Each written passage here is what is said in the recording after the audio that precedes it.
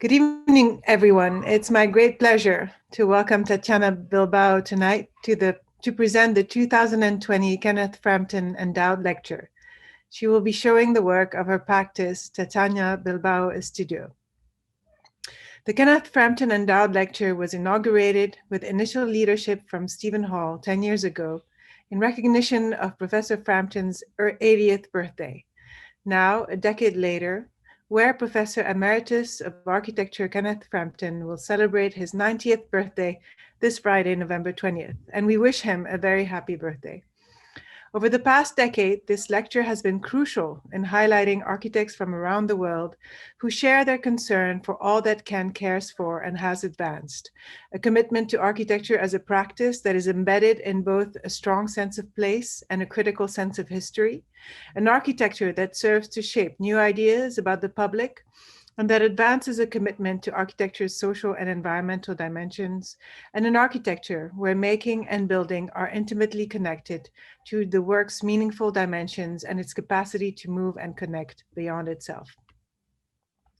The Kenneth Frampton Lecture has previously been given by Giovanni Palasma, Grafton Architects, Angelo Bucci, Eduardo Soto de Mora, Bijoy Jain, Lakaton Vassal, Raul Mirotra, Kongjian Yu, and Marina Tabassum. I'm so pleased to welcome Tatiana Bilbao to this illustrious list of great architects, and we thank all of the donors who have made this series possible.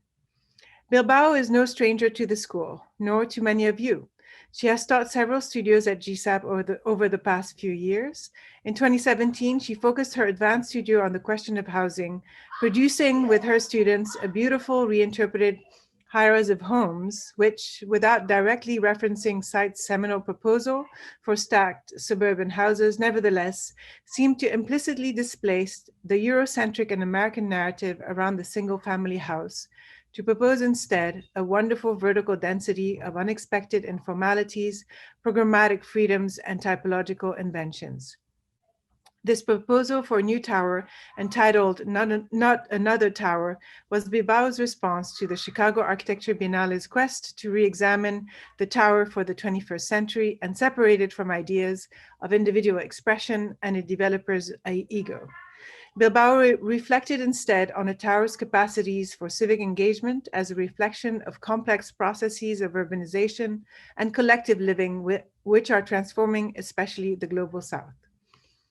While the commitment to weaving together architecture as building with the vastest possible concerns, from rapid urbanization to the right to housing, from the redefinition of the domestic and the affordable to forays into spaces and experiences of religiosity, sits at the heart of Bilbao's work and renders her one of the most important voices of her generation. It is her astonishing capacity to absorb the world into her work while preserving the highest level of care, authenticity, invention, humility, and simply put, beauty into every project, however small or large, that is so unique. From her now signature collages that foreground life over structure to her reflections and engagements with social housing in Mexico City and elsewhere, her inspiring retrospective exhibitions, as well as her advocacy and mobilization of architects in Mexico City and elsewhere, particularly after the 2018 earthquake that ravaged the city, are testimony to Bilbao's carving of an inspiring and new form of architectural practice for our time and for generations to come around the world. Founded in 2004, Bilbao's Mexico City Base Studios' architectural work includes the Culaquian Botanical Garden, the Pilgrimage Route in Jalisco, an institutional building on the UDEM campus, a research center of the Sea of Cortez, and a social housing prototype displayed at the 2015 Chicago Biennale that cost under $8,000 US dollars, and so much more. Her work has been published in too many publications to name here, but of the many awards she won, I want to highlight the Marcus Prize that she won in 2019 in particular. Tonight's response will be given by our very own Enrique Walker, but before then, I wanted maybe to invite Ken to say a few words. Ken, welcome back. although you never have left us. It's wonderful to have you tonight. I know you've been really busy. I was so excited to hear you've been so busy. So just wanted to invite you to say a few words in this kind of special moment and special lecture. Well, that was a beautiful introduction, and I'm very happy to see you and to see Enrique and Tatiana. And it's a great pleasure to be here. And also I'm looking forward to the lecture because the last time I saw Tatiana in person was in Mexico City when she just returned, soon after she returned from this extraordinary exhibition that she put on in Louisiana and Denmark, which I think it took them 6 weeks to get it together. It was an exhibition of architectural work, which is unlike any previous exhibition, and we know how difficult architecture is to exhibit. And so I'm looking forward to reacquainting myself with her work, and I thought I might sort of just confess to a kind of I don't know what, irritation and embarrassment, because on this occasion in Mexico City, Tatiana gave me a copy of the beautiful catalog which the Louisiana Museum produced on her work. But owing to the absolute nightmare virus, this catalog is locked away in my office in Avery Hall in Columbia, and like it's frozen in time. I haven't seen it.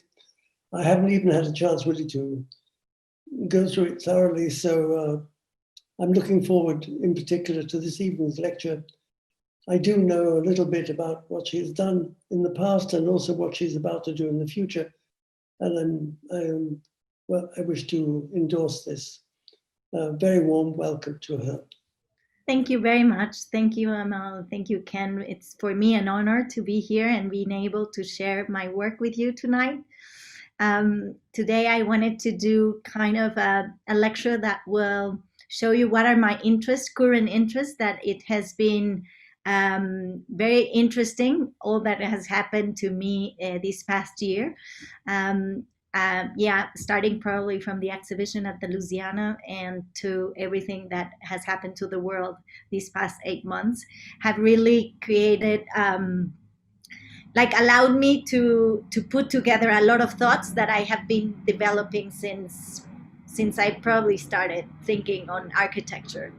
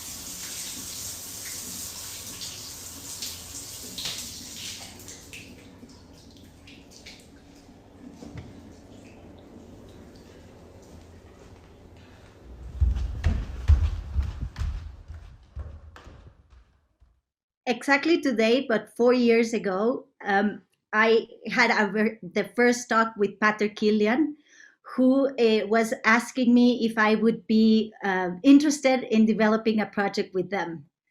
Impressively enough, he was proposing to me to be part of his new project for a new monastery within their order. Pater Kilian is a Cistercian monk.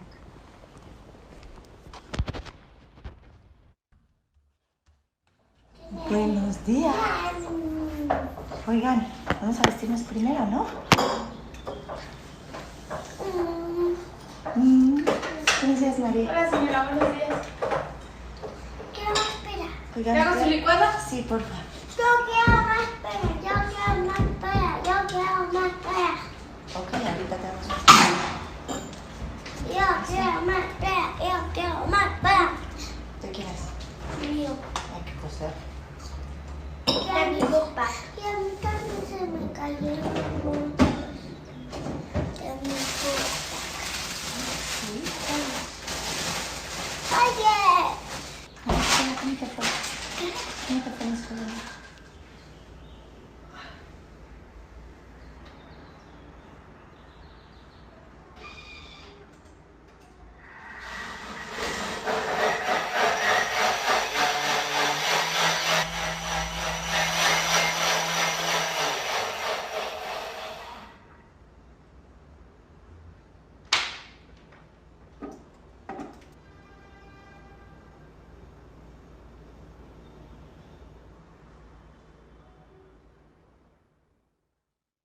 Working in this project has been instrumental to shape the thoughts on the way I do architecture. It's not only about thinking what about the domestic realm, it's about what life is and what it should really be about.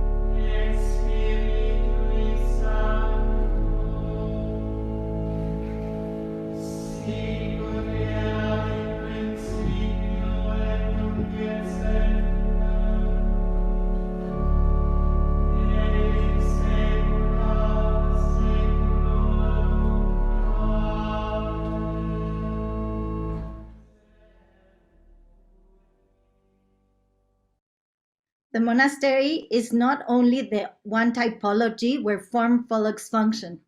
I believe it's the ultimate domestic space. Termina de tu sándwich.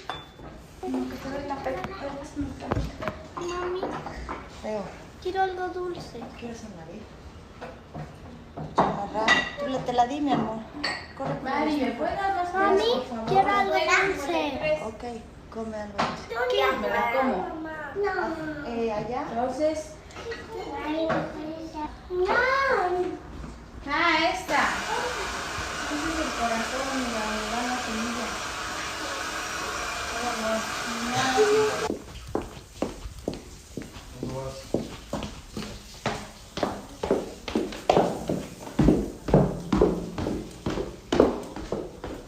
Niñitas.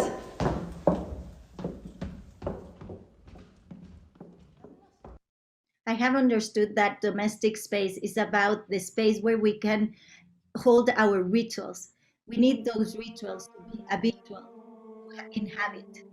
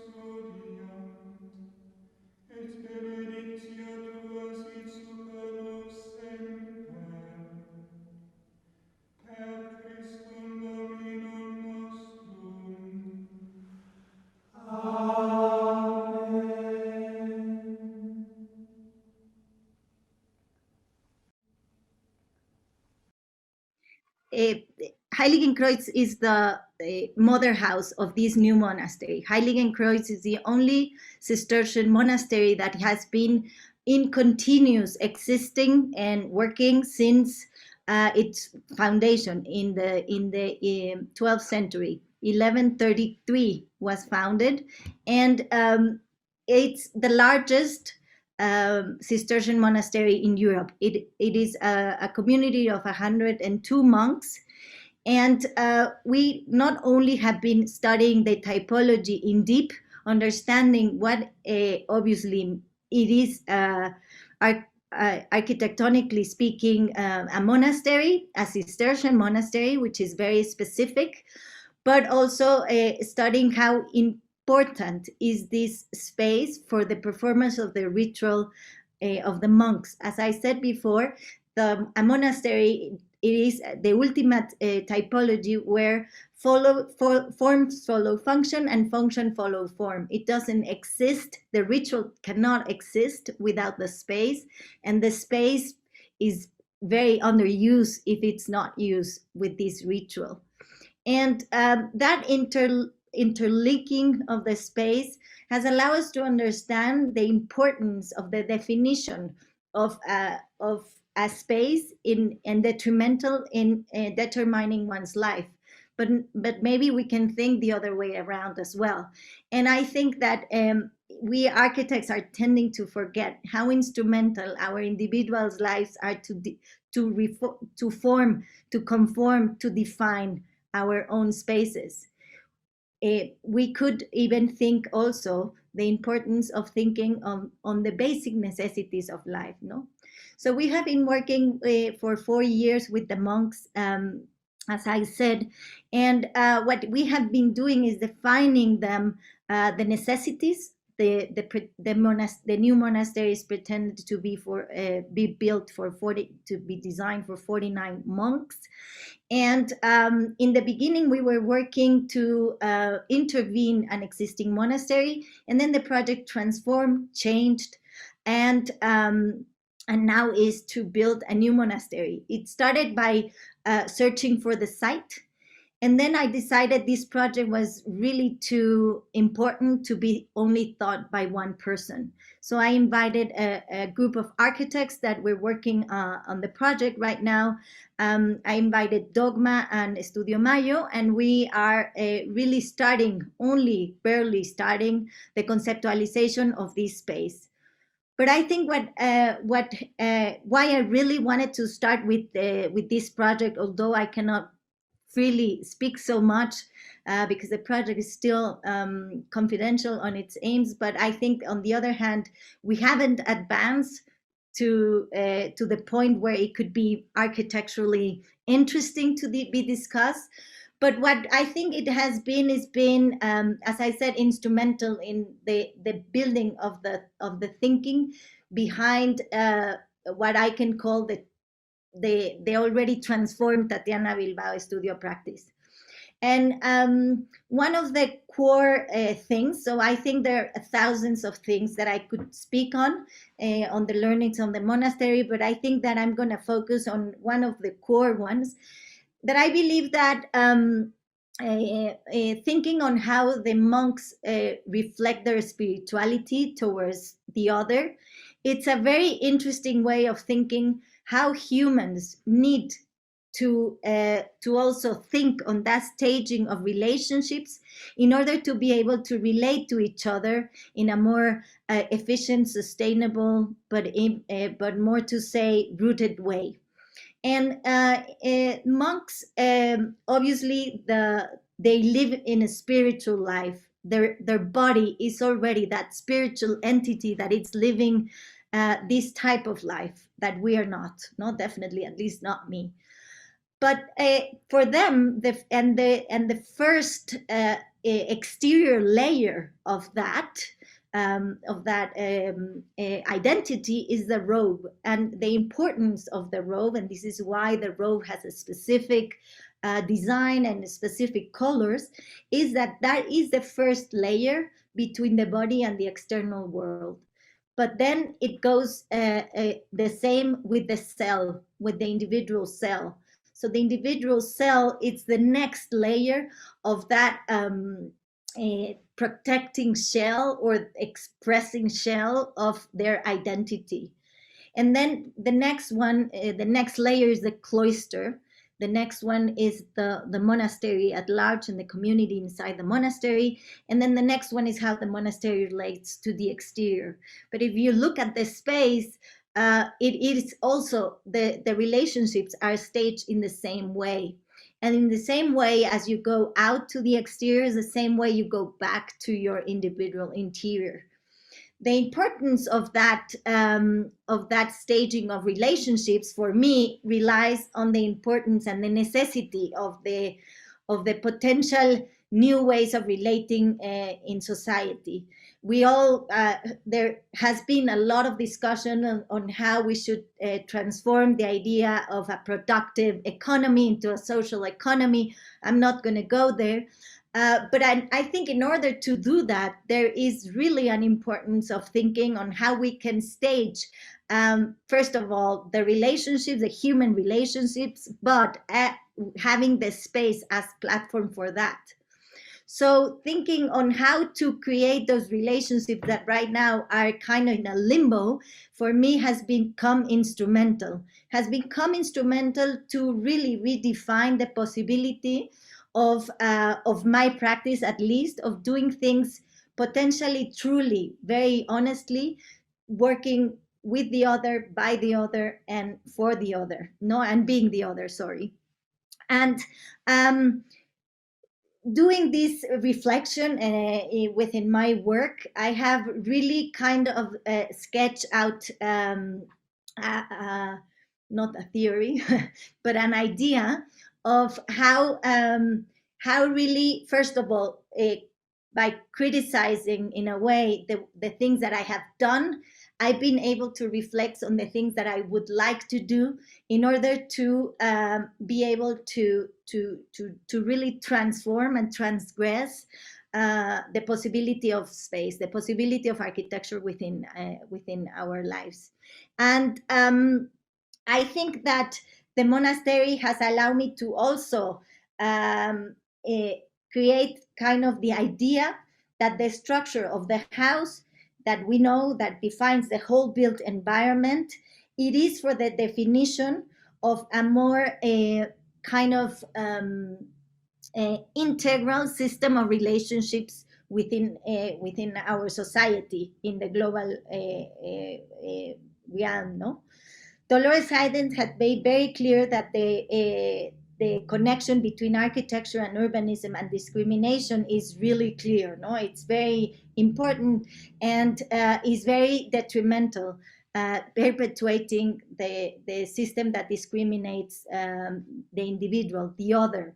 And architecture itself, it's about that, no? Because if we think that we are designing the world for another one, it is already absolutely that. But I don't think that the possibilities of changing that are very easy, but at least I see that within my practice, there are a lot of possibilities of starting to question how can we even take further the possibility of the space as the terminator of the human relationships, no?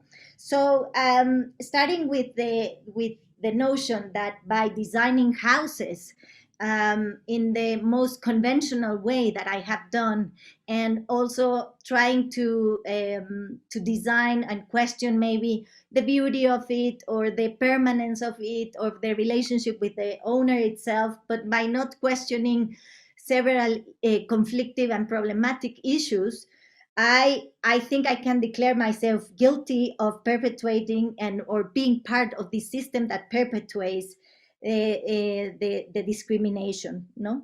So I think that, and I'm gonna explain more a little bit why, no? And I think that I also can say that I declare myself guilty of not having the sufficient knowledge to disassociate those patriarchal practices that are embedded within the system that we live in and that are embedded in the things that we automatically do, and that is very hard to question.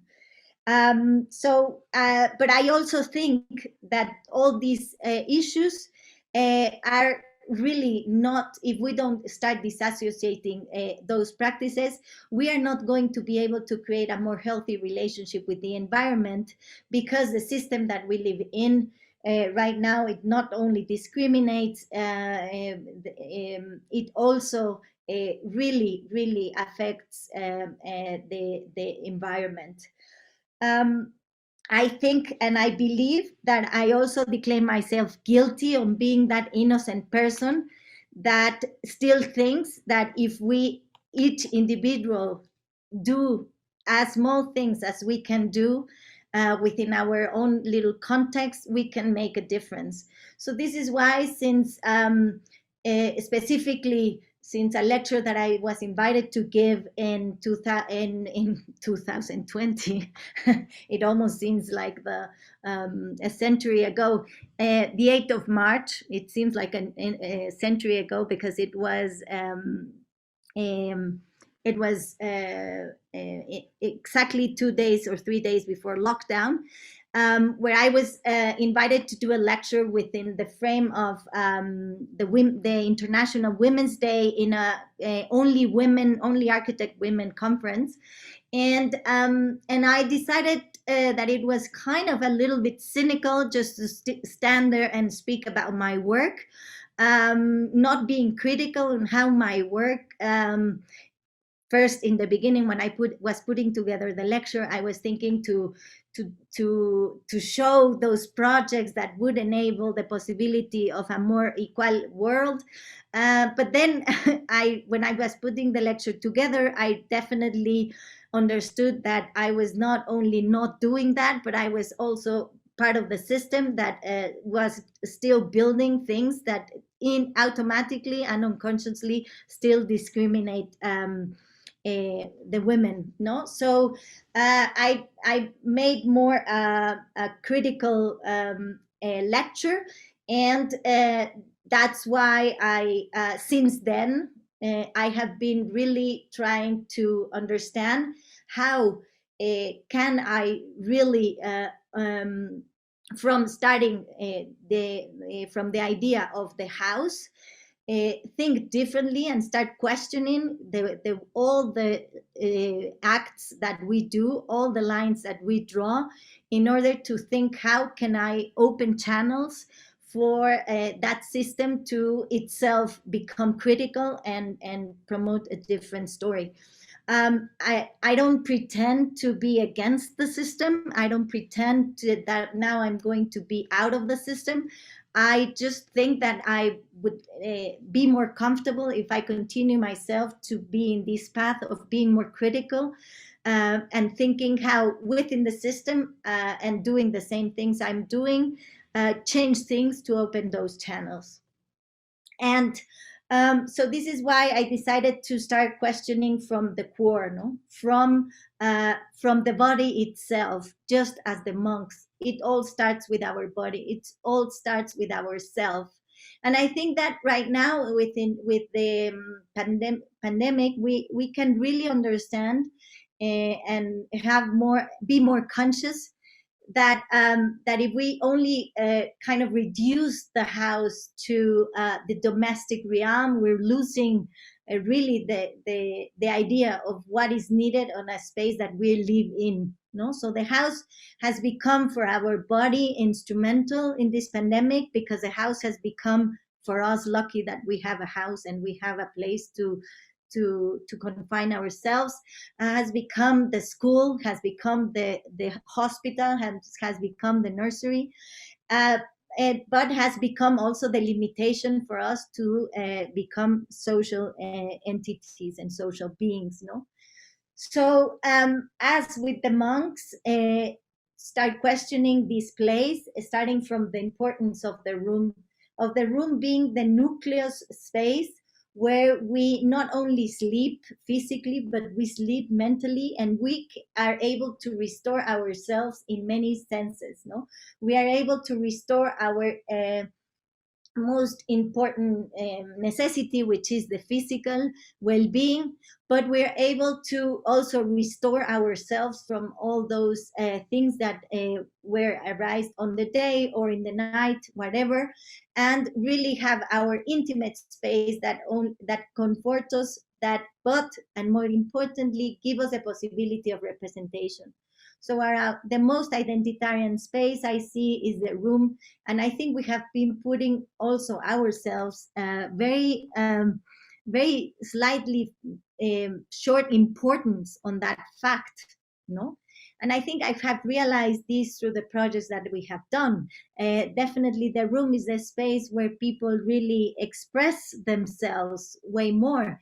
And in my cases, and I really question a lot the persons that I'm working with to build any space, but specifically the houses, on the idea of the room.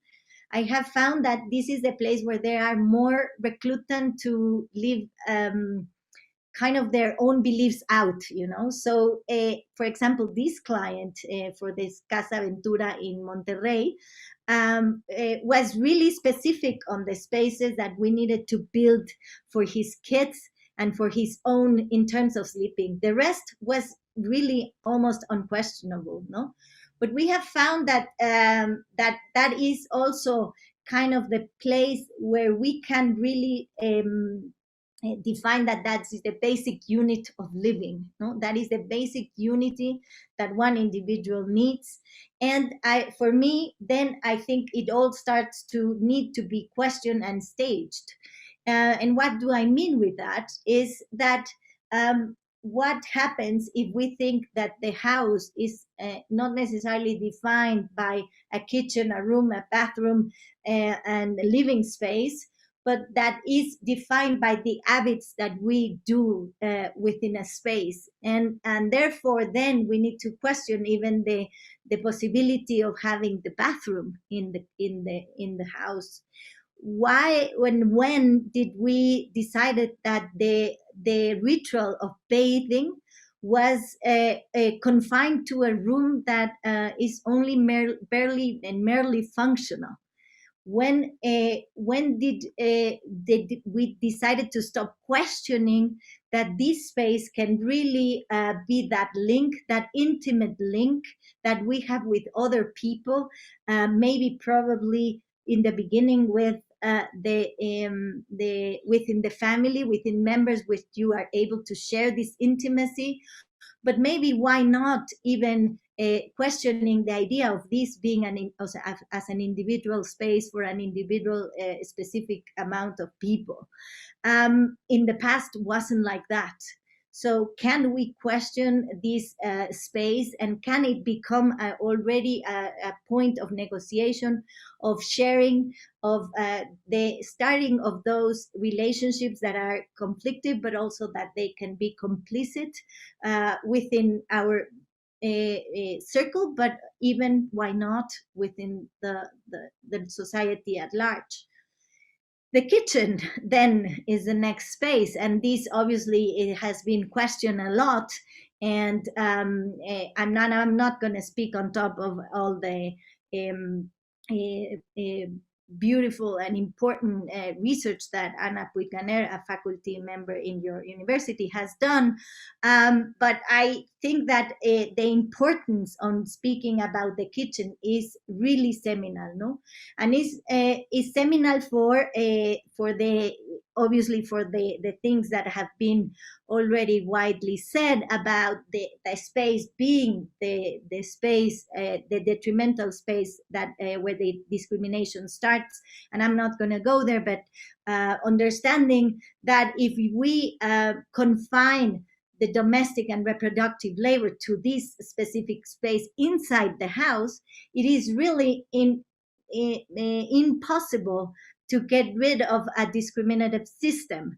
And I'm saying here not only for women, no. If we confine the kitchen into a house, an intimate space, we are not able to then open it so anyone can really be sharing this and doing this activity, even if it's paid for, when you have someone that is able to be helping you, then you need to open your intimate space to them, and the most obvious space to be shared to be able to break these things is obviously the kitchen. So I would really definitely not only question it for that, but for many other reasons. The kitchen really is a place where we are preparing the food that is nurturing us, that is really fulfilling a basic necessity, that it is also a ritualistic act.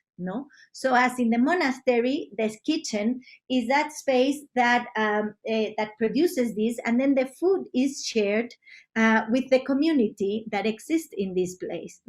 So I think that we really learned a lot in the process of helping people to rebuild their houses in the reconstruction of the earthquake after the earthquakes in 2017, and we learned how conflictive is this idea of the definition of the kitchen within the communities in the rural areas, and why how do they question this is a kitchen for a family in Oquilan, and this is a kitchen for another family in San Simón el Alto.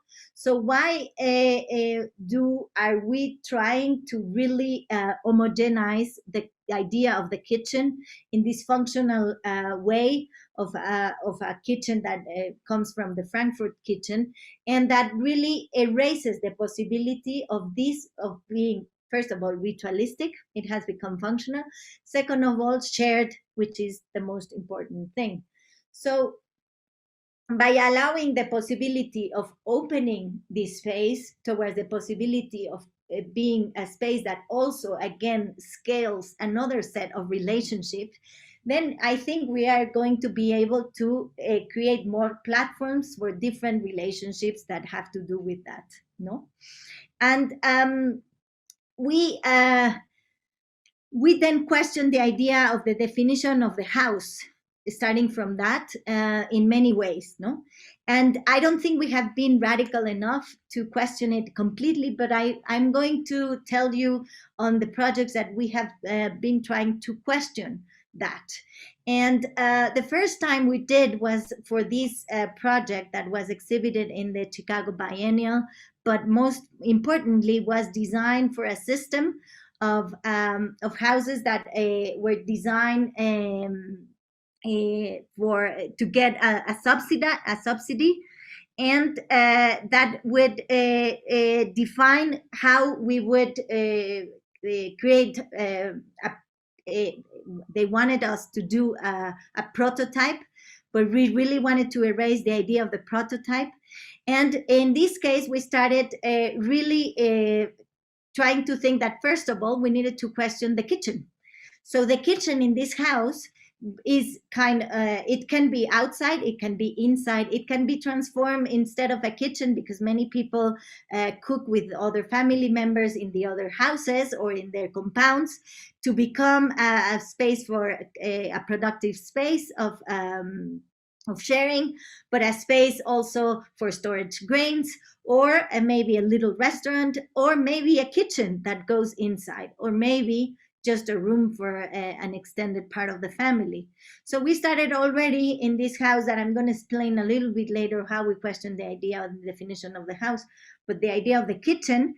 The same we did with the idea of the definitive kitchen as the Frankfurt kitchen, And it was long ago in 2014 that we were asked to design a kitchen for the future, and we were paired with a kitchen producer, and there were many architects that did different things. So what we decided to do is we decided to do a kitchen that was completely transportable. That questioning then the idea of the permanence of the space, and questioning then the idea of the definition of the kitchen, And it started by thinking that, well, first of all, if the kitchen is the most important ritualistic space in our homes, what happens when we are only renting spaces? No, then we have to leave that space there, and then it becomes less important. We don't bring the discussion into if that space is important or not, because the kitchen is set up in the apartment where you arrive or in the house that you arrive to, and then you cannot take it anywhere else. So you also don't put a lot of attention. It's a functional room, and that's it. But I think a kitchen is a very dear space in a house for some people, maybe for some others not. But if it's that's the case, you want to probably be with it, that it is with you the whole time. So that is the first thing we question on why it's transformable. But the second thing we question, and it was put in place in this house in Los Terrenos in Monterrey, was the idea of using the kitchen for different things. No, in this case, there is a space for the kitchen inside, but we also said, why not having the kitchen outside? So in this house, this kitchen that we designed for that project that I told you before, we did it here in this house, and this kitchen can be transported from the inside to the outside. And sorry, I don't have a photo of the kitchen out, but I'm gonna make that for sure for the next one. And to understand the possibilities of already questioning that for an individual family. So again, within the system, how we can start opening those channels for questioning those areas, no? And then, as I said, we decided to think on how to question the house as this entity. And the first question was, okay, the house is that identity maker, no? But if we are already labeling the spaces, we are trying to do the most generic space, but nevertheless very functional. So we have to define a house with the partitions of rooms, of a kitchen, of a bathroom, and of a living space, and labeling those exact spaces. Well, I think that we have proved through the passing of the decades of last century that creates an impossibility of a human being to really hold to this place as an identitarian space, no? So I'm critically speaking about the modern model of or idea of living, and in this case we decided then to question that. But how then? No, how to break that space, white space, that didn't allow us to create those identitarian spaces for everybody. So in this case, it was a project in Spain, in a big development that was called Solo Houses, and the idea was to design a house for a weekend house, but not for a specific person. So the idea of the client or the person who started this project was to give out architects the liberty and the freedom of not having a person to confront the thoughts, to not have someone directing their ideas. So our idea was to question the possibility of a house. So we decided to create a very a kind of aesthetically very fixed definition of a space, but very free of use. So we decided to do these cubes that have a very, as I said, specific aesthetic definition. Why? Because we like the shapes, literally. And we decided that probably confronting the idea of having a very strong aesthetic view of someone else might allow you to really identify with the space or have a real conflict with it, but allowing the possibility of these spaces to become whatever, to become or a living room or a bathroom or a bedroom, or all of them bedrooms, or one of them just being the living space, but all the rest being just evocative spaces to watch the landscape, or by using them all differently, or by using them by different people, or whatever, no? Or but not labeling the space, allowing it to become the necessity of each of the individuals that are inhabiting or using this space at once. But then we decided to question this forward, no? And this was in a project that we thought it was kind of only theoretical in the Lake Edersee in Germany, but it resulted not, and I'm going to explain why. But when they invited us to this project, the brief called for designing a house and kind of for the new ways of living. And for them, the definition of the new ways of living was then in 2017 working and living in the same space. For me, it was kind of strange, as I thought that we have been working and living in the same space for centuries, for exactly the existence of humanity, but in the cities and for the last 150 years. So I think that it's when the Industrial Revolution happened and we decided that it was a good idea to divide working and living spaces. But as I said, it's only for those people that live in very dense urban environment, because that is less and less when you go into the more rural areas. So for me, it was not a new way of living, but it was probably thinking that we could think a different way of living, a different house for the ways of living. No, and what are the ways of living where there are thousands, millions, indefinite ways of living, because I believe there as many as definitions of how to live as human beings on the planet. But not only that, I think there are as many definitions of how to live as moments in life of every individual in the world. So what I think is that we wanted to design this house starting from a different beginning. In obviously the brief was asking for doing a house that would have a room and a bathroom and a kitchen and a living space and a place for parking, but with this and X amount of square meters built. But we decided not to start with that, but to start with the idea of what is the space going to promote. So we created this chart on the important things that we thought that are activities and emotions that happen in a space. And we took out 6 and we defined 6 spaces. And those 6 spaces, we decided to collage each of these 6 spaces in order to create a more specific definition, a more visual definition for us as a process of design on those 6 spaces. So this is a space that is more in connection with the neighbors, that it's more fluid, that is topographical, that it's landscaped, that is open, that promotes gathering, or a space that is more for oneself, that is more meditative, that is connected with nature, and etc. This way we defined those 6 spaces. And when we had all the 6 defined, we put them together and we traced what was the result of it. So this is only the translation of those collages that we were creating in the office. And then from here, obviously, we had a problem. We said, okay, now from here, how do we design a house? Well, we started doing the iterations, allowing ourselves to remind us of the definition of each of the spaces. And then we finally defined a house that I don't know if we would have arrived to the same conclusion if we would have started with the square meters and the definition of programs.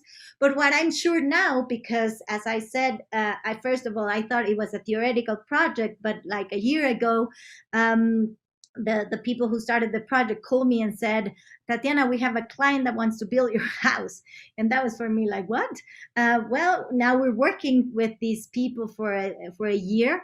And what has been incredibly amazing is that they have interpreted the space in a completely different way than we did. So for them, this upper space that for us was the more meditative space, for them is the most productive space. So this is where they're going to put their professional practice, and their most intimate space is the one that we thought it was the more open to the neighbors and more in connection with the collective, and they're going to put the most intimate space for us. So this is where we really started to understand that the importance of the understanding of us architects of the completely diverse ways of living that it not only is in terms of the idea of the family, but also in the spatial definition of the house. No, so by questioning that, we really have arrived to a place. First, we started, as I said, with this house that it's more a strategy than a house. It's a strategy of different modules that they can be interpreted in different ways, and that can be used in many ways, that it's kind of allowing the people to define their house in an X amount of different ways. But we still saw that this is kind of not so free, and it is really directing the way you give, the way you live, but it starts questioning that way of producing the house. And as I said, when I think it was instrumental, and when I think we really completely realized how important is the possibility of the other in defining their own living space, is in the earthquake. No, so here we rebuilt 52 houses. But well, we rebuilt is a very difficult word to say, because we didn't. It was the people who rebuilt it, and we were only helping them as kind of technical advice in order to allow them to express themselves and build their houses themselves. So every of these houses is different because it's what designed by each of the dwellers, and they decided, as they have done it for centuries, because this is the way they have produced their homes ever since. But we were able to helping them in secure these structures in order not to fall again. So we were giving the technical advice. But for example, there was a family here that decided that they didn't wanted windows in a room, and we were really like against it. But they were really giving us a kind of all the arguments why they would not build windows. They will ensure the ventilation and the illumination with other means. And we had nothing else to say but just to limit ourselves to helping them to build that space, that it was the space they really wanted. So in a way, in this case, we decided really to put ourselves in the position on the opposite other, no, which is very complicated for each human being, but is an inherent necessity for us architects. No, it is very easy to design for someone you are very similar with, but it's impossible to design for someone that you are completely the opposite of. But guess what? That is what is the community is made of, you know. So especially we architects, if we're going to design collectively and for common space, we really need to understand that there is an opposite other that thinks completely the opposite on us. And in this project, we were questioning that possibility by only giving strategies for building small modules that could be arranged in many ways, giving many possibilities, but also not only that, giving the possibility of staging the relationships within the private and the communal in a different way that a row of houses, individual row of houses do. No, so in this case, the idea of really having a house that structurally needs the patio to be able to hold, and then that patio is the one that is able to do the transition towards the communal space, is really the thing that allows us to start thinking on how designing for a collective can work, no? And we have been working in that sense in many projects. We did a project in Aguascalientes, which is called Territorio de Gigantes. And what we did here is we invited 5 other practices from different parts of the world. And my aim was to really open and question the notion of that, no, of individuality, of representation, of a space that is not only designed by one architect, but is thought by many. And what we decided to do is kind of a very orthogonal, set, structured ground floor that would stage a certain set of relationship within the architects that hopefully for us was able and enabling a certain different type of relationship within the complex at large.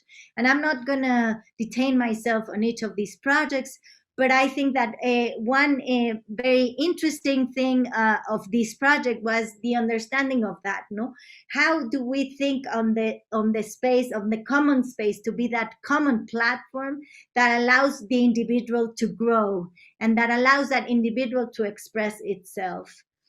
We have been translating that possibility and the staging of relationships in different scales. In this project, for example, for Monterrey, in the north of the country, we were asked to do a building for 164 apartments. And we decided to really think how to combine those apartments, how to stage and how to compose the relationship within those apartments in order to create this staging possibility that I was speaking since the beginning. So what we did here is we divided the unit in every single unit. And then every single unit, we grouped it with others in different ways. So for example, there's a set of 4 apartments that share a terrace. There's a set of 6 apartments that share a barbecue area. There's a set of 20 apartments that shared a set of stairs and gardens that are just specifically for them.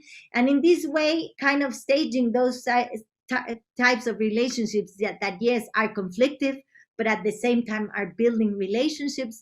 And then staging those kind of spaces that are also putting together 60 apartments, and then how are those spaces that are putting the 164 apartments together, and then how do those 164 apartments relate to the exterior. And in this way, the result is probably, again, in the visual, looks very traditional and conventional, but really the staging of those possibilities and of those activities has allowed us to create a mixture that for the developers is conflicting because they have so many places of negotiation, barbecue, a garden, a terrace, a room within the 164 dwellings, that it has been a bit difficult to convince them that this is clearly a good idea, but we are in the way and this building is starting to be built and it's going to be there very soon. As Amanda was mentioning, we had been questioning this possibility starting from a studio at GSAP that really allow us to question the idea of the density, the organicity and the representation within the density. And by questioning the typology of the tower, which I believe right now the only thing that has is just characteristics that are very similar to suburbs. And in order to allow in this vertical realm much more expression, but not only that, much more possibilities of this becoming really a neighborhood, a place that it's really allowing the continuation of the city to exist, which the suburbs doesn't do. The suburbs, the real so-called suburbs, but also the towers that for me are the suburbs. And then what happens in the next stage of relationship with this, which is the social realm, no? We have been working for 15 years in this botanical garden in Culiacan. And I'm not going to detain explaining the project, it's probably you know it, but also it's not the topic of the lecture.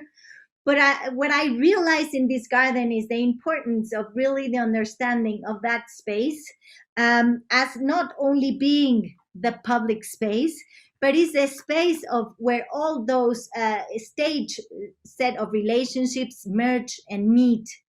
And then what is the possibility of this space? The real public space that is not commercially pumped or productively pumped, but it's really a social space.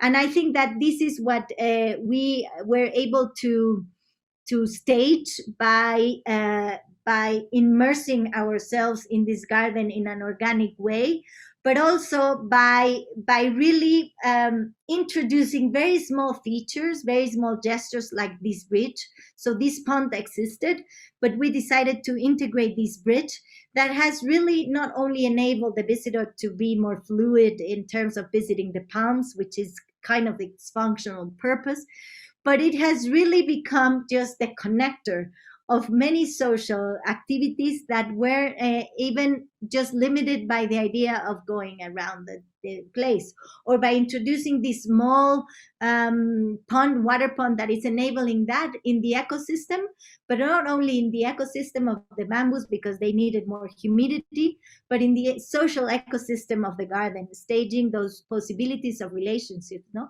Or by putting some chairs in a specific place, or by putting some hammocks, no? And our architecture, the idea is that our architecture does that, no? Creates these kind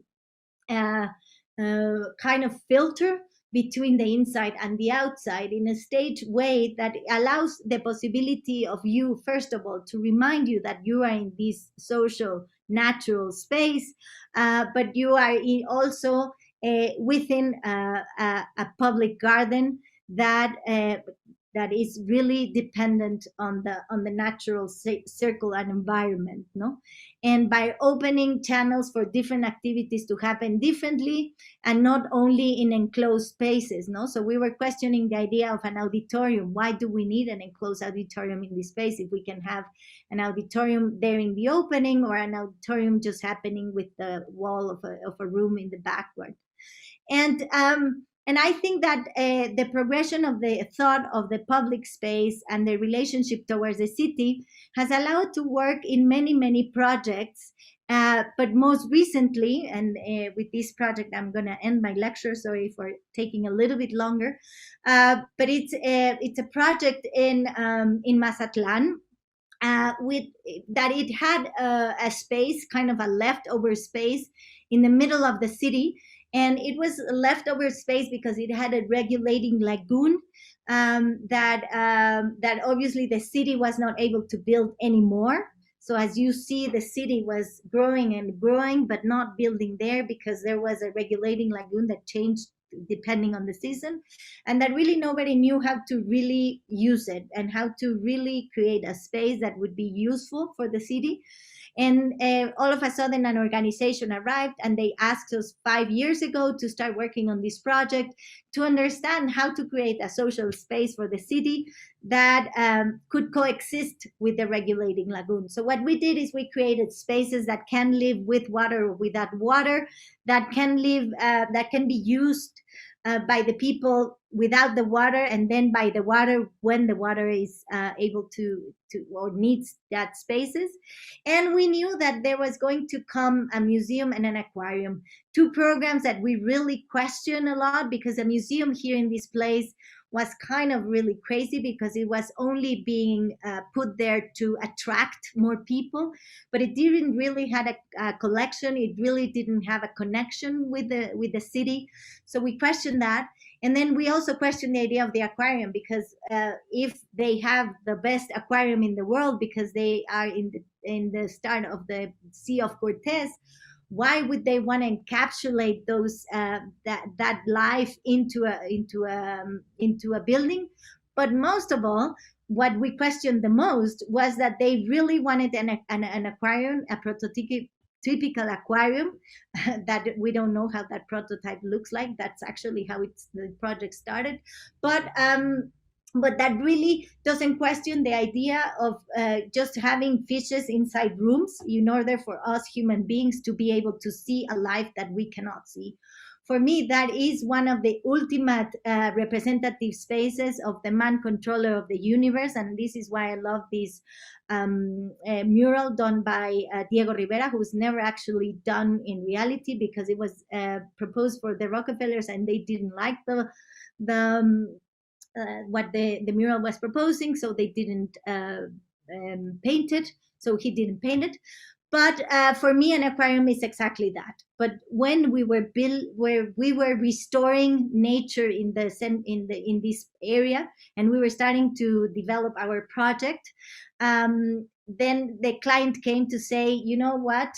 Your questions on the aquarium are really important. We want to build an aquarium with you that not only question the typology, but also because the aquarium that we have doesn't look like an aquarium, but also question the fact that we are proposing to have penguins in Mazatlan, which really Mazatlan has an average of probably 80 degrees Fahrenheit through the year.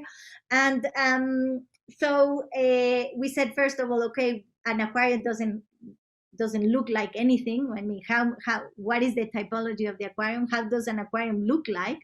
But most importantly, what I said, I mean, if that aquarium is the space where we are really encapsulating in a building the life that we cannot see, to hold it, something is really wrong, no? So what we started to think, first of all, was questioning the idea of not doing an aquarium, but doing a research center for the Sea of Cortez, and the importance of having a space that would really be able to express that relationship with nature, and that the building's relationship with nature, and nature being ourselves, being ourselves, and then obviously the life that was able to hold.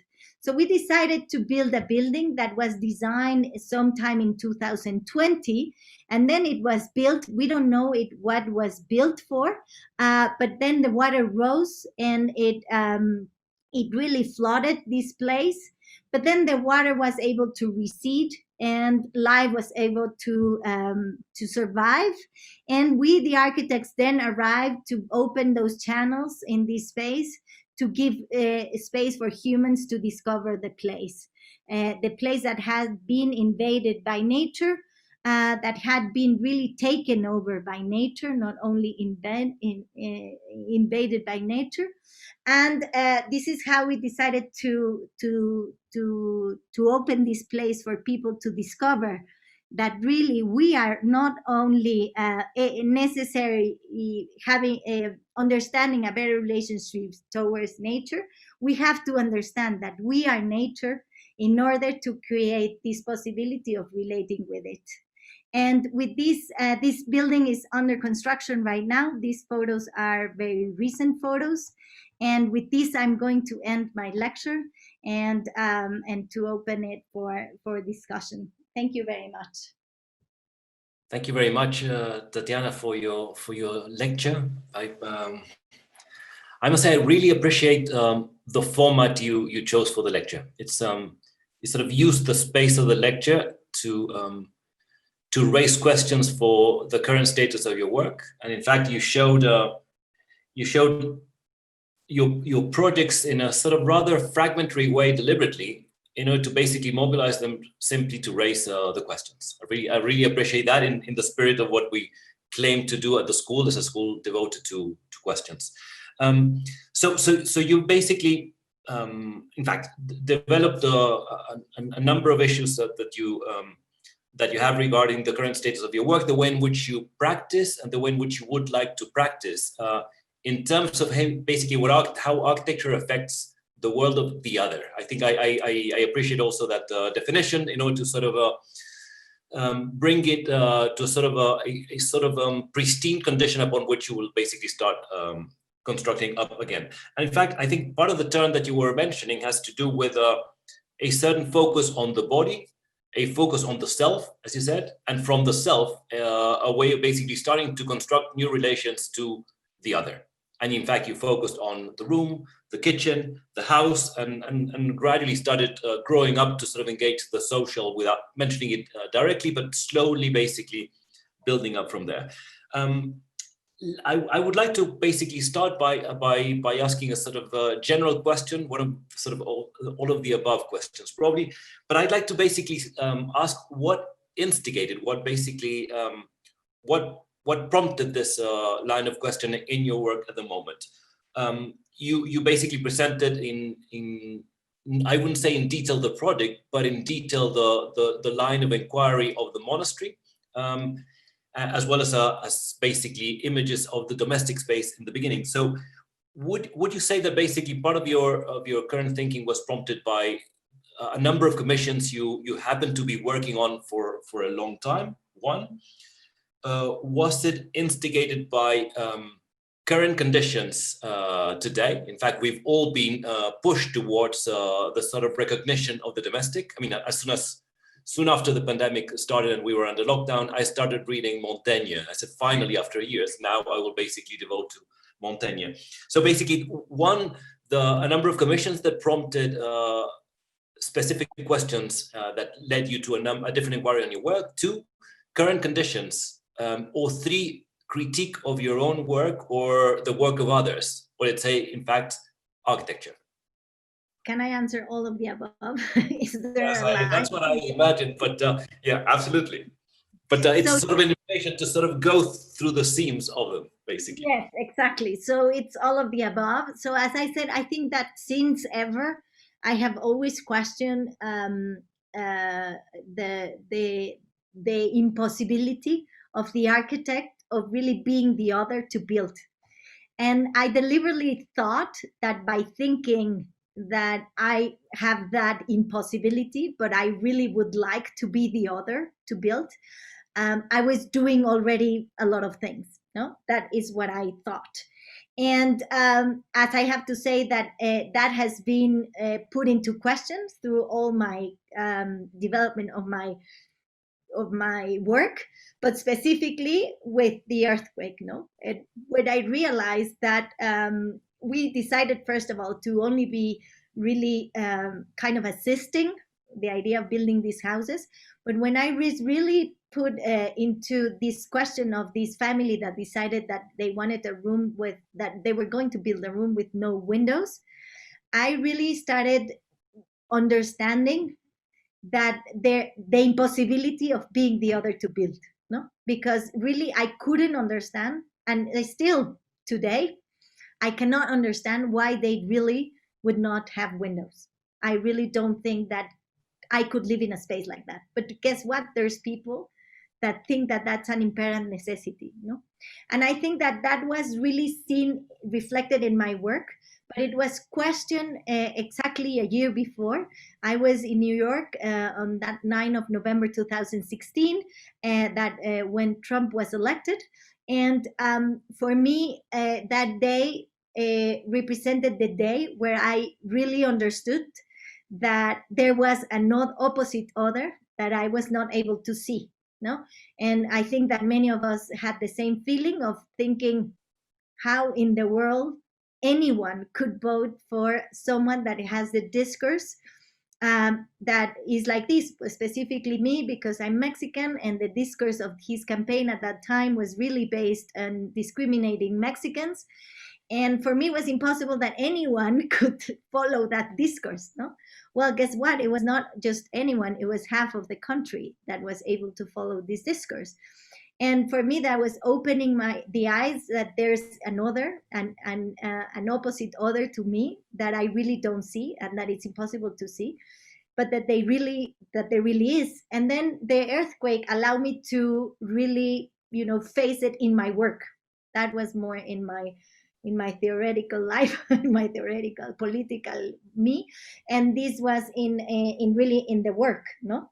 And then fast forward 2 years, in November 2019, there were all these movements in Mexico that started by the fact that there is a lot of feminicides happening, and that the government is doing nothing, and that this new government promised to really work for the undermined and the underrepresented, etc., etc. And then this was not only not solved, was increasing. So women started protesting, a lot of movements that culminated on March 8th in the International Day. And that really was able to allow me to get exposed to the idea of discrimination within my work, no? And as I said, like in the lecture in March 8th, I was able to put together a lecture that was revising, criticizing my own work, and understanding which spaces that I have built are really discriminating women systematically. And so then joining things together, no, with all the thought that has been embedded within the monastery, allowing me to really think that, first of all, by building stages of of spaces that could allow this staging of relationships, are allowing us to, in a way, be able to understand the other way more. And let me explain a little bit very quickly why, because I didn't did it in the lecture, but it was more than, it's impossible to relate. It's very complicated to relate to the opposite other, because you're not able to understand it. Just like by you and the opposite, it's impossible. But if you can stage relationships of people that first in the most intimate realm are more common to you, and then in the next stage they're a little bit more opposite to you, but then when you are going larger to larger, then then you encounter the opposite other. But by understanding that they exist, all these stages, you are able to comprehend them more. No, for example, in terms of the nature, is very difficult to understand that by using a bag, plastic bag, you are doing harm to the environment, and by not using it, you're saving the environment. No, this is a very abstract idea, but if you are able to see how a turtle, it's eating a plastic bag, you will never again use a plastic bag in your life. And so I think that these are the things that we need to start staging, those possibilities of relationships towards the complexity, because we are binarizing everything. We're binarizing the idea of the public and the private. We're binarizing the idea of the artificial and the nature. And with that, we are not able to create those relationships because we don't have the mind, and our mind is not that extends towards that. No? Right. I was also interested in a turn towards the last part of the lecture, where basically after you sort of went in this sort of Logier, or let's say Cartesian methodical doubt of going back to a beginning. In your case, basically the self and the relations to the other, and there you started to build up. I was asking myself whether the lecture would go into sort of, on the one hand, complete retreat, where you are really sort of going to a sort of stable moment for architecture, because in fact some of the questions you're asking are, it's sort of fair to say, have to do with architecture itself, rather than with the way in which one practices architecture. Architecture has a difficulty of escaping the very system within which it serves. But basically, I was actually quite pleased towards the end that you basically started to sort of grow the sort of the complexity and the level of relations to sort of eventually move out again. Because in fact, I was thinking about two moments of retreat of architecture in the 70s. One, say, in Japan, in the sort of early to mid 70s, where the debate went from the city back to the object, from, say, metabolism to Shinohara, where the sort of stability of the object allowed for architects to deal with to sort of be oblivious of a city that had become too complex for them to tackle. Or secondly, in Europe, also in the 70s, where architects basically who were more politically committed decided that since the future was out of their hands, they would have to retreat back to the past. But I was pleased in your lecture that towards the end, there was a hint that basically what your operation was doing was one of sort of trying to re-engage the social and the city, but in a slightly different way. So I'm wondering whether I'm reading it in the right way. In fact, you gave us a sort of a optimistic turn of events towards the end, where basically things, let's say the city is within reach, or let's say that the city is within your approach. And then fast forward from your metabolist group of the 70s, or the historicists of the 70s, we went to the 2000s, where the object became exactly the place of showcase, and became the ultimate representation of the power of the capital, but also the necessity of the individual expression of the architect, And I think that I'm not exempt of that, and I come from that generation. But I think that there is the imperative necessity of going back to think that the architecture is not about the object, but it's about what it really creates to society, because I really think it shapes it completely. Not that I individually will change that, but definitely the built environment is defining the way the many things in our lives. It's the problem of the chicken and the hen, no? But I think that we can only speak from what we can do, and this is why I speak on one of those, on the chicken or the hen, which is, the process of from the built environment building the society, and how that architecture can really, instead of becoming an imposition, can become a platform for this society to exist. And for that is necessary that each of these individuals really is allowed to build their own environment in a way, in a more philosophical way, or even in a physical way, depending how you can kind of orchestrate these relationships. But it's possible even to do it in a physical way. I'm receiving a number of questions from the audience, and I feel sort of obliged to read some of them. I will go as I receive them without any sort of selection. So the first question I received says, could you talk about if there are some projects or commissions you refused recently, and why? Yes, there are a set of commissions that I have refused through all my career. First of all, I think that I am very outspoken about what I'm doing. So I think that's already a filter. So a lot of those commissions doesn't arrive. But to those that are kind of lost on what I think that arrive to my office, yes, I have rejected projects that are basically putting, first of all, capital to the tip. Obviously, it's needed for being able to be produced. But if that is the ultimate end, I will not do them. And worst, if they by searching for that goal, destroying the social environment or the physical environment. And yes, I have rejected many commissions that involve those in a very radical stage. I mean, if we go back and think, architecture does that systematically, and all of it can be criticized by that. So if we go into the purest way, I am guilty of all charges. On the other hand, I really think that I will not accept those that are only radically pursuing those things, and by the same fact destroying the social and the natural environment.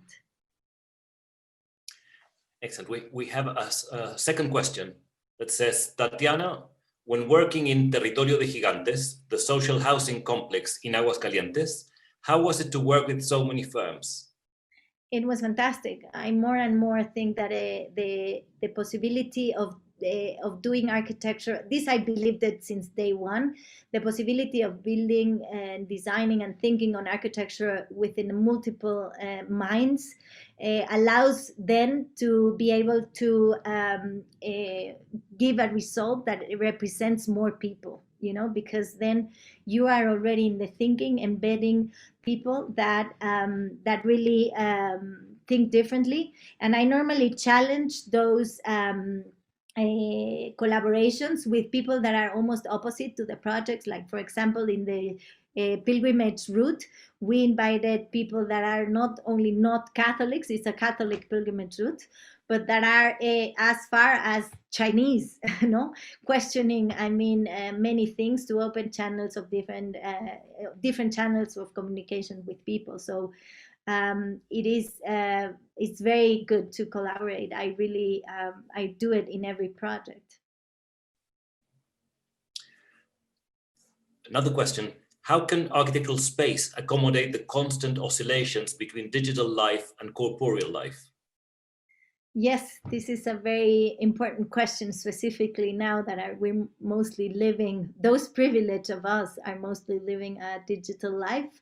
And I think that definitely this is a subject that is going to change the way we live, and is already shaping in the form that we live, And I think specifically it's erasing this dichotomy of the private and the public, and really putting in front of our eyes. And all of a sudden, the subway can become the most private space where you are speaking with your most intimate friend, but also your house becomes the more public space when you're shopping inside. No, so I think that that is a difficult notion to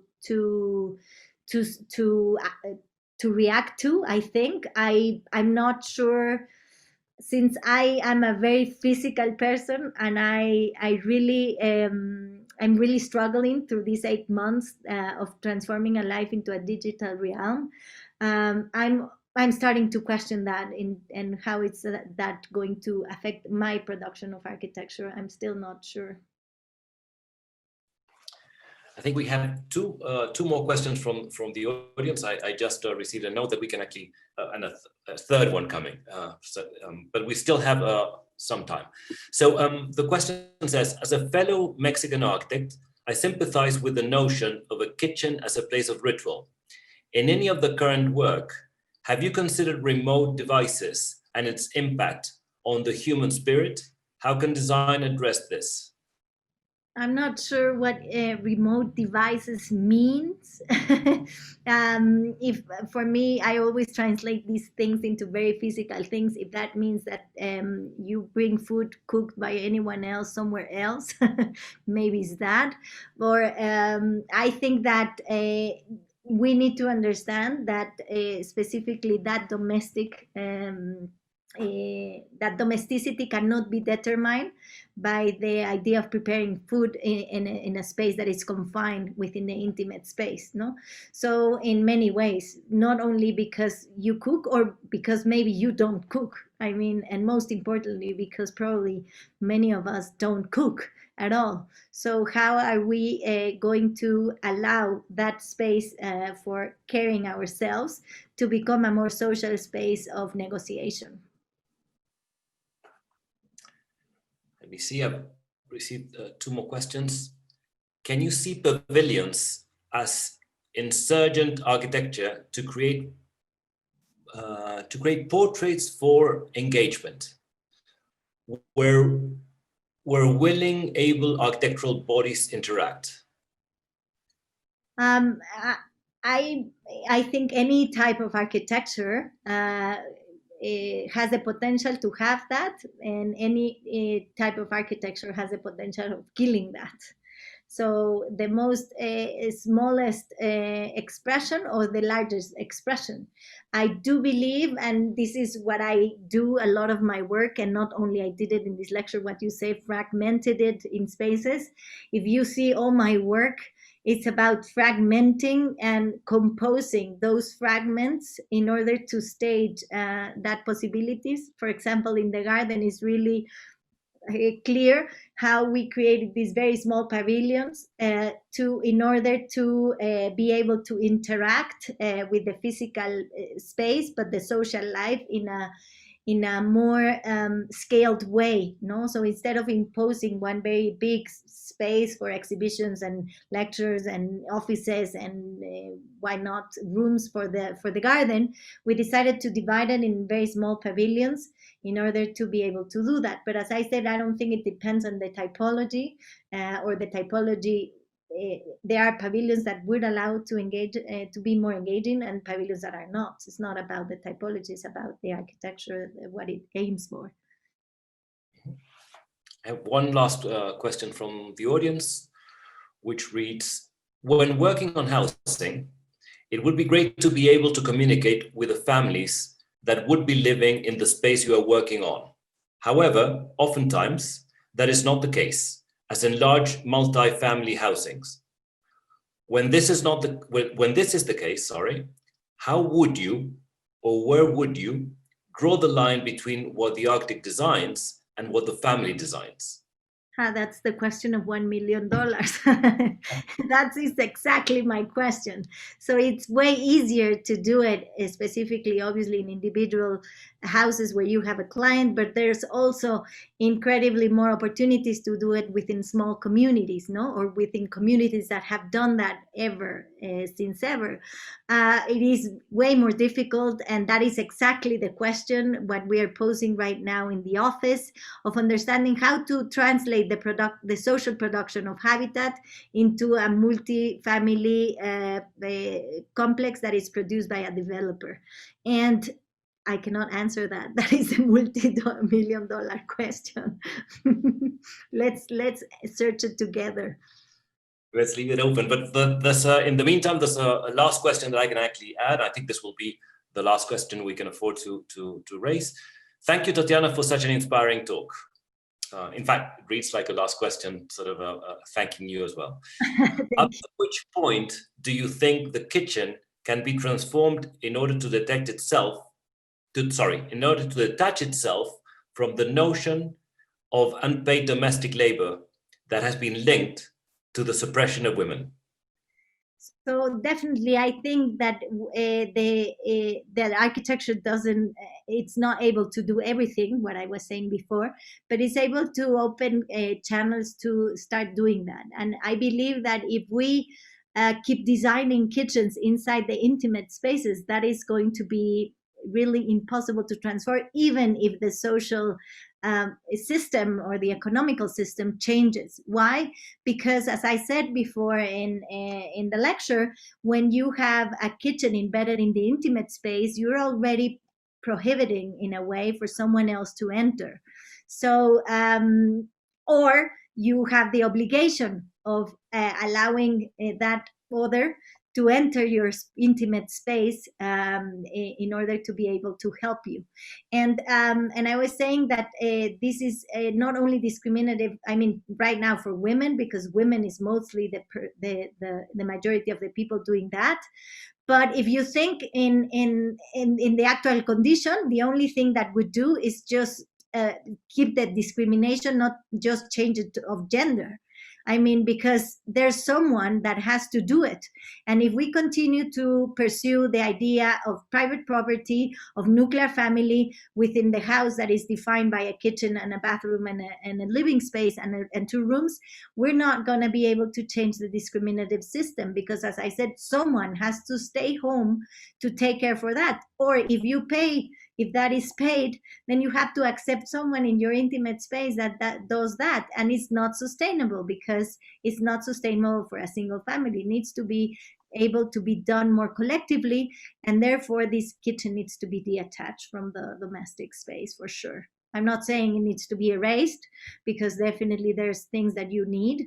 But I think that there needs to be a possibility of having kitchens that are allowing you to share the act of care in a more productive way. Actually, I will probably follow up with a tiny bit of a wrapping up question before we finish the conversation. I started by asking you about basically the commissions that may have instigated this line of questioning in your work, in particular, basically the monastery. I'd be interested now in seeing the effect of this question on current commissions at a moment where you basically can still afford to sort of think about the work you'd like to respond to us. In fact, one of the first questions you received from the audience addressed. To what extent would you say that the question you're dealing with in the work, and I really sort of appreciate that you sort of shared a moment of questioning and doubt in a time of doubt for all of us in the form of a lecture. To what extent would you say that this line of questions has also had an effect on the way in which you select the work you're basically engaging, or instigate commissions you might be working on, or simply sort of redefine the nature of your approach to design? So again, it's a question that I would answer with all of the above. I always ask all of the above questions as sort of an invitation to sort of go in between the lines. So what we've done right till now, because it's been quite recent that we've become very critical, is first of all to to get aware on what are the problems with what we do, if problems for us, and this is only defined what are problematic issues for us in our practice. And we have started doing workshops with every team in the office. Well, first of all, we did kind of an opening exercise within the office to each of the persons needed to map their own space where they were confined and then draw what they would imagine that space would be. And then you put them all together, and it's really amazing how different, no? Some people imagine that they open the streets to rivers. Some others create a net of courts to sleep inside. Some others open a terrace, some others close a terrace, you know. And this is to expose to everybody to the fact very clearly that we all think differently on a domestic space. And then secondly, then why are we imposing that? So giving lectures and reading topics within the office, within the people in the office. And then we decided to do workshops within reviewing each of the projects with those visions, being very critical on those. And then having, right now what we're doing is putting those together to have a set of values on the projects that we will engage with and the ones we will not, and what are the things that we will promote for the future. So right now we're writing that part of the process, and let's see where it takes us. Perfect way of wrapping up. I'd really like to thank you for your lecture on behalf of the school and on behalf of Ken's lecture series. It was a pleasure to have this conversation, and thank you as well for sharing not only the current status of the work, but basically the current questions that are mobilizing the work. Thank you very much. Thank you, Enrique. Thank you, Ken and Amal, and thank you everybody who was here. Thank you very much. Have a good night.